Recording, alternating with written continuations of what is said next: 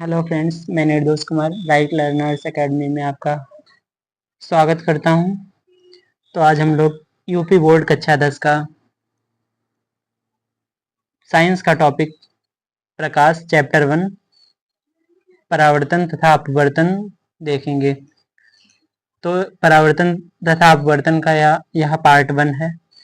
इस पार्ट में हम लोग देखेंगे कि प्रकाश क्या होता है, परावर्तन क्या है, परावर्तन के नियम क्या है, नियमित एवं विसरित परावर्तन क्या होता है, गोलाकार दर्पण किसे कहते हैं, दर्पण के प्रमुख भाग कौन कौन से हैं, दर्पण में प्रतिबिंब निर्माण कैसे होता है, दर्पण सूत्र एवं आवर्धन सूत्र क्या होते हैं।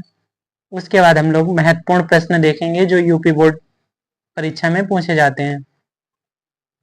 इस वीडियो को देखने के बाद आप यूपी बोर्ड में आए हुए सभी प्रश्नों को आसानी से हल कर सकते हैं। यह चैप्टर बोर्ड की दृष्टि से अत्यंत महत्वपूर्ण है। तो पहला टॉपिक है प्रकाश क्या है, प्रकाश किसे कहते हैं।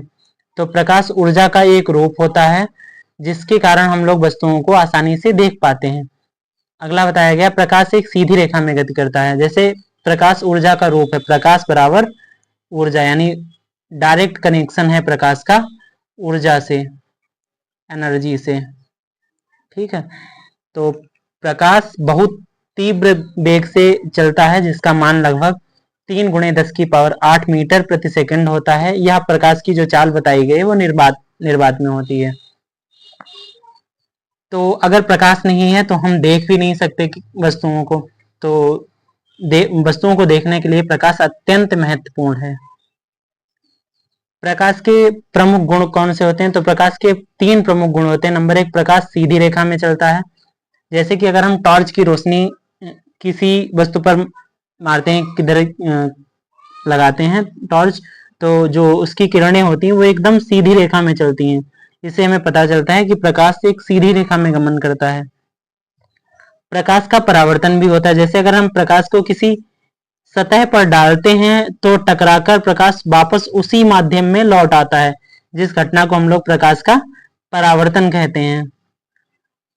प्रकाश का अपवर्तन भी होता है। प्रकाश एक माध्यम से दूसरे माध्यम में जाने पर अपनी दिशा को बदल देता है। जैसे कि ये माध्यम इसमें चेंज हुआ है तो ये सीधे ऐसे पेंसिल आनी चाहिए, जबकि ये अपने मार्ग से थोड़ा परिवर्तित हो जाती है, जिसे प्रकाश का अपवर्तन कहते हैं।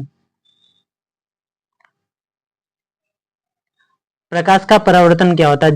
जब प्रकाश की किरण किसी चिकनी सतह से टकराकर उसी माध्यम में वापस लौट जाती है, तो इस घटना को प्रकाश का परावर्तन कहते हैं। जैसे ये सतह है, इस पर प्रकाश के परावर्तन की कोई किरण डाली गई तो वापस उसी माध्यम में ये किरण लौट गई, तो इस घटना को हम लोग प्रकाश का परावर्तन कहते हैं। तो परावर्तन के नियम कौन कौन से होते हैं। तो परावर्तन के 2 प्रमुख नियम होते हैं। प्रथम नियम कहता है कि आपतित किरण, अभिलंब तथा परावर्तित किरण तीनों एक ही तल में होते हैं। जैसे ये आपतित किरण हो गई, जो किरण दर्पण पर या परावर्तक सतह पर डाली जा रही है तो उसको आपतित किरण कहते हैं, और जो टकराकर उसी माध्यम में वापस लौट जा रही है उसको परावर्तित किरण कहते हैं।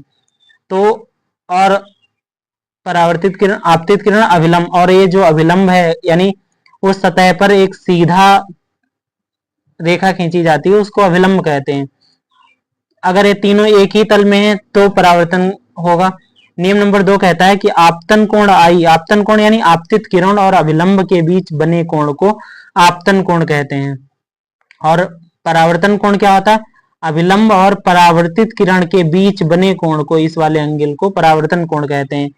इसमें क्या होता है, और आपतन कोण आई तथा परावर्तन कोण आर का मान सदैव बराबर होता है। जैसे अगर एक वाला कोण यानी कोण आई 45 अंश का है तो कोण आर भी 45 अंश का ही होगा, तभी ये पूर्ण परावर्तन होगा। नेक्स्ट स्लाइड में बताया गया है नियमित एवं विसरित परावर्तन क्या होता है। नियमित परावर्तन क्या होता है। तो नियमित परावर्तन जब प्रकाश किसी चिकनी या समतल सतह से परावर्तित होता है तो परावर्तित किरणें समान दिशा में जाती हैं। जैसे ये चिकनी सतह है, इस पर प्रकाश की किरणें डाली जा रही हैं तो ये समान दिशा में जाएंगी। यहाँ से डाली जा रही है तो ये यहाँ से जाएगी, यहाँ से डाली जा रही है तो यहाँ से डाली जाएगी। तो इसको नियमित परावर्तन कहते हैं। जबकि विसरित परावर्तन में क्या होता है, विसरित परावर्तन में जब प्रकाश की किरणें किसी खुरदरी या समतल असमतल सतह पर परावर्तित होती हैं तो किरणें विभिन्न दिशाओं में फैल जाती हैं। जैसे अगर सतह स्पष्ट नहीं है, खुरदरी है, तो इस पर अगर किरणें डाली जा रही, यहाँ डाली जा रही तो कहीं यहाँ ऐसे जा रही, यहाँ डाली जा रही, यानी अपनी दिशा में बिखर जाती हैं, तो इसे विसरित परावर्तन कहते हैं। तो विसरित परावर्तन और नियमित परावर्तन में अंतर क्या होता है ये हम लोग देख लेते हैं। सॉरी,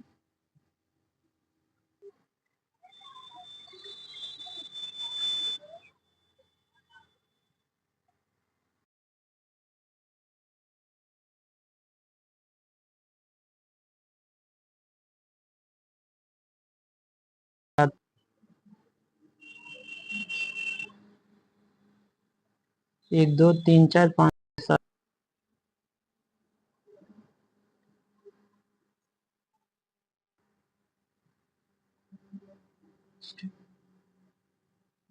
एक सात,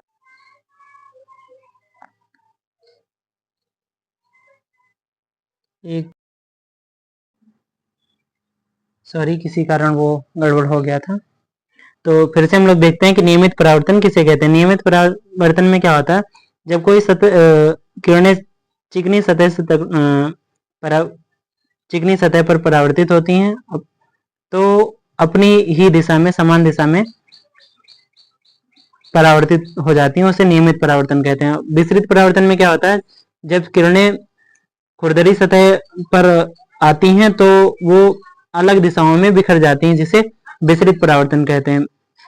नियमित और विसरित परावर्तन में अंतर क्या होता है, नियमित परावर्तन में चिकनी सतह होती है, परावर्तित किरणें समान दिशा में जाती हैं, स्पष्ट प्रतिबिंब बनता है। जबकि विसरित परावर्तन में क्या होता है, सतह खुरदरी होती है, नियमित परावर्तित किरणें विभिन्न दिशाओं में फैल जाती हैं, कोई स्पष्ट प्रतिबिंब नहीं बनता है। नेक्स्ट स्लाइड में देखते हैं, गोलाकार दर्पण किसे कहते हैं। गोलाकार दर्पण में बताया गया है वे दर्पण जिनकी परावर्तक सतह यानी परावर्तित होने वाली सतह किसी गोले के भाग के समान कर्व्ड होती है तो उसे गोलाकार दर्पण कहते हैं। एक दर्पण दो प्रकार के होते हैं, नंबर एक उत्तल दर्पण, नंबर दो अवतल दर्पण। तो अवतल दर्पण में क्या होता है, जिसका परावर्तक भाग यानी परावर्तित होने वाला भाग, परावर्तक भाग अंदर की ओर धंसा होता है, ये वाला अंदर की ओर धंसा होता है, तो उसे अवतल दर्पण कहते हैं। यह दर्पण प्रकाश की किरणों को एक बिंदु पर विसरित करता है।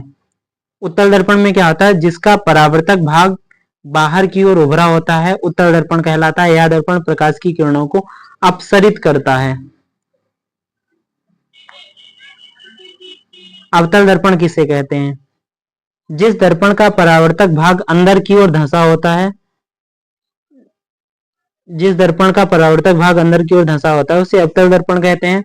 और इसमें दर्पण का आरेख कुछ इस तरीके से बनता है, आप देख सकते हैं। इसमें मुख्य किरणें जो होती हैं, मुख्य दर्पण का के समांतर आने वाली किरण इस तरीके से बनती है। फोकस से होकर आने वाली किरण कुछ इस तरीके से बनती है। वक्रता केंद्र से होकर जाने वाली किरण का प्रतिबिंब कुछ इस तरीके से बनता है, आप देख सकते हैं। इसमें अवतल दर्पण द्वारा बनने वाले प्रतिबिंब की प्रकृति कुछ इस तरीके से होती है। नेक्स्ट स्लाइड में देखते हैं, उत्तल दर्पण क्या होता है। उत्तल दर्पण, जिस दर्पण का परावर्तक भाग बाहर की ओर उभरा होता है उसे उत्तल दर्पण कहते हैं। कुछ इस तरीके से होता है इसका। उत्तल दर्पण द्वारा किरण आरेख कुछ इस तरीके से बनता है, आप देख सकते हैं। उत्तल दर्पण से समानांतर आपतित किरणें परावर्तित के बाद अपसरित हो जाती हैं तथा जिनका प्रतिलोम विस्तार पीछे मुख्य फोकस से होकर जाता है, कुछ इस तरीके से होता है। उत्तल दर्पण की विशेषताएं क्या होती हैं, यह हमेशा आभासी, सीधा और छोटा प्रतिबिंब बनाता है। इसका परावर्तक भाग बाहर की ओर उभरा होता है। इस दर्पण का क्षेत्रफल बड़ा होता है, इसलिए यह बड़ा दृश्य होता है। इसे वाहनों में रियर व्यू मिरर के रूप में उपयोग किया जाता है। तो आप सब हमें कमेंट बॉक्स में बताइए कि मिरर, जो गाड़ी वाहन वगैरह होते हैं उनमें अवतल दर्पण का प्रयोग क्यों नहीं किया जाता है। नेक्स्ट देखते हैं हम लोग, अवतल दर्पण एवं उत्तल दर्पण में अंतर क्या होते हैं।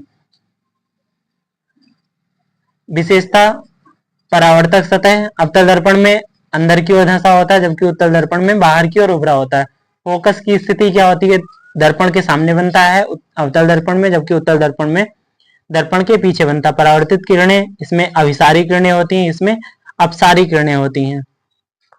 प्रतिबिंब का आकार कैसा होता है? अवतल दर्पण में वास्तविक आभासी हो सकता है जबकि उत्तल दर्पण में हमेशा आभासी, सीधा और छोटा प्रतिबिंब बनता है। उपयोग कहाँ किया जाता है इसका? अवतल दर्पण का दंत चिकित्सक, दर्पण, सोलर कुकर, टॉर्च आदि में उपयोग किया जाता है, जबकि उत्तल दर्पण का वाहनों में रियर व्यू मिरर, सुरक्षा दर्पण आदि में किया जाता है। दैनिक जीवन में क्या उपयोग होते हैं ये देख सकते हैं आप। वाहनों में रियर व्यू के रूप में प्रयोग किया जाता है, सड़क सुरक्षा दर्पण में उपयोग किया जाता है, दुकानों मॉल में सुरक्षा के लिए किया जाता है। गोलाकार दर्पण के प्रमुख भाग कौन कौन से होते हैं? गोलाकार दर्पण दर्पण का आरेख इस तरीके से होता है। इसमें जो प्रमुख भाग इसके होते हैं, नंबर 1 ध्रुव होता है। ध्रुव क्या होता है?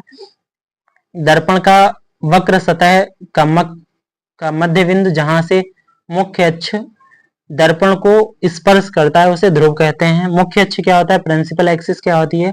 ध्रुव से वक्रता केंद्र होते हुए जाने वाली सीधी रेखा को मुख्य अक्ष कहा जाता है। वक्रता केंद्र क्या होता है? दर्पण की वक्र सतह का केंद्र जिससे दर्पण की सतह का निर्माण हुआ है वक्रता केंद्र कहलाता है। वक्रता त्रिज्या क्या होती है?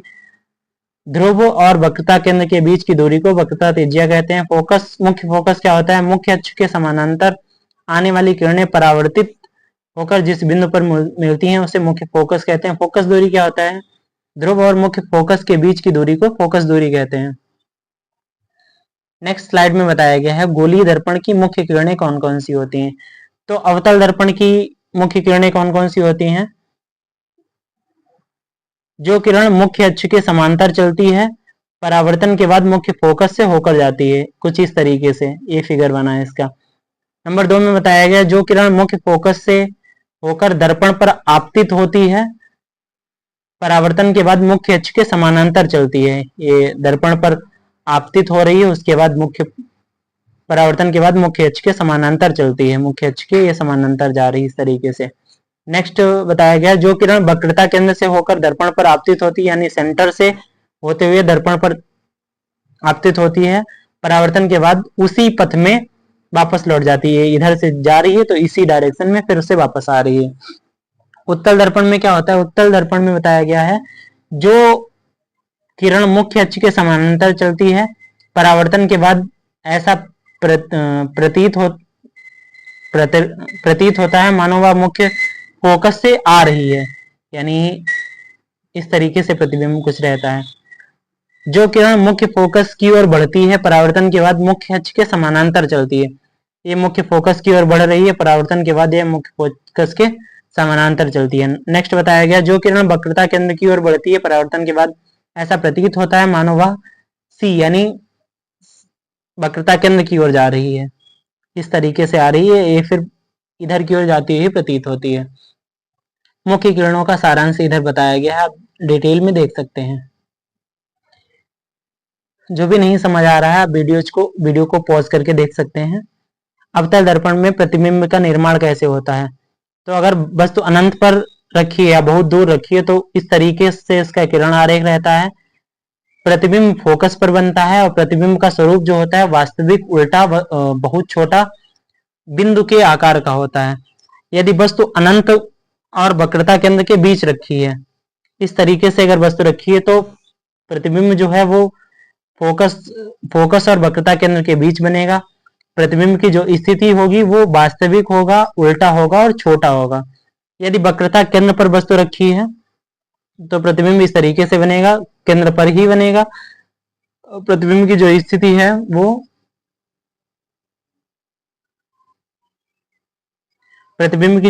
है वो वास्तविक होगा, उल्टा होगा और समान आकार का होगा। यदि वस्तु वक्रता केंद्र और फोकस के बीच रखिए तो इस तरीके से प्रतिबिंब रहेगा, सेंटर से परे प्रतिबिंब बनेगा और प्रतिबिंब की जो स्थिति है वास्तविक होगा, उल्टा होगा, वस्तु से बड़ा होगा। यदि वस्तु फोकस पर रखी है तो प्रतिबिंब की जो स्थिति है अनंत पर होगी, यानी बहुत दूर बनेगा और प्रतिबिंब वास्तविक होगा, उल्टा होगा और बहुत बड़ा होगा। यदि वस्तु फोकस और एफ और पी के मध्य रखी है, निकट रखी है, तो क्या होगा, दर्पण के पीछे प्रतिबिंब बनेगा, आभासी होगा, सीधा होगा और बड़ा होगा। तो इधर ये महत्वपूर्ण बिंदु दिए गए हैं। अब उत्तल दर्पण में प्रतिबिंब का निर्माण कैसे होता है आप देख सकते हैं। उत्तल दर्पण में क्या होता है, जिस दर्पण का परावर्तक भाग बाहर की ओर उभरा होता है उसे उत्तल दर्पण कहते हैं। कुछ इस तरीके से किरण आरेख रहता है, इसमें दिखाया गया है और बताया गया है। एक किरण वस्तु के शीर्ष ए के प्रधान अक्ष के समानांतर होती है। परावर्तन के बाद वह ऐसा प्रतीत होता है कि फोकस से आ रही है। दूसरी किरण ए पोल की ओर जाती है और परावर्तन के बाद समान कोण से परावर्तित होती है। परावर्तित किरणों के पीछे की ओर बढ़ाने पर वे दर्पण के पीछे एफ और पी के पीछे बिंदु ए पर मिलती हैं। बिंदु बी प्रधान अक्ष होता है। इस तरीके से बताया गया है ये सब। उत्तल दर्पण की विशेषताएं क्या होती हैं, इसका परावर्तक भाग बाहर की ओर उभरा होता है। यह हमेशा आभासी, सीधा और छोटा प्रतिबिंब बनाता है। उत्तल दर्पण में आभासी ही प्रतिबिंब बनेगा और वस्तु से छोटा प्रतिबिंब बनता है। प्रतिबिंब दर्पण के पीछे फोकस और पोल के बीच होता है। यह पीछे की ओर दृश्य क्षेत्र अधिक होता है। इसे वाहनों में रियर व्यू मिरर, सुरक्षा दर्पण आदि में प्रयोग किया जाता है। उत्तल दर्पण का प्रयोग कहाँ किया जाता है, वाहनों में किया जाता है। तो ये प्रतिबिंब की स्थिति कुछ इस तरीके से होती है। इसको आप वीडियोज को पॉज करके नोट कर सकते हैं और ये याद भी कर सकते हैं, क्योंकि ये अक्सर बोर्ड परीक्षाओं में पूछे जाते हैं। यदि आपको इसका डिटेल पीडीएफ चाहिए तो आप हमें कमेंट कर सकते हैं, कमेंट में बता सकते हैं, जिसके माध्यम से हम आपको कांटेक्ट करेंगे। नेक्स्ट क्वेश्चन है, नेक्स्ट क्वेश्चन में आप वीडियोज को पॉज करके देख सकते हैं। जो हम लोगों ने स्लाइड 1 से स्लाइड 14 तक पढ़ा है उसको सारांश में बताया गया है। तो इसको आप वीडियोज को पॉज करके नोट भी कर सकते हैं। अब इसमें महत्वपूर्ण प्रश्न दिए रखे हैं, आप ये प्रश्न नोट कर सकते हैं और इनको कॉपी पर लिखकर सॉल्व कर सकते हैं। और अंत में आप हमें कमेंट बॉक्स में बताइएगा कि आपने कितने प्रश्न के उत्तर आसानी से हल कर दिए हैं। इसके बाद आप बता सकते हैं बहुविकल्पीय प्रश्न। आप 10 सेकेंड का टाइम लेके आप वीडियोज को पॉज करके देख सकते हैं और इसके आंसर कमेंट बॉक्स में बता सकते हैं आप। Thank you. अगर वीडियो अच्छा लगा है तो वीडियो को लाइक करें, शेयर करें और चैनल को सब्सक्राइब करना ना भूलें।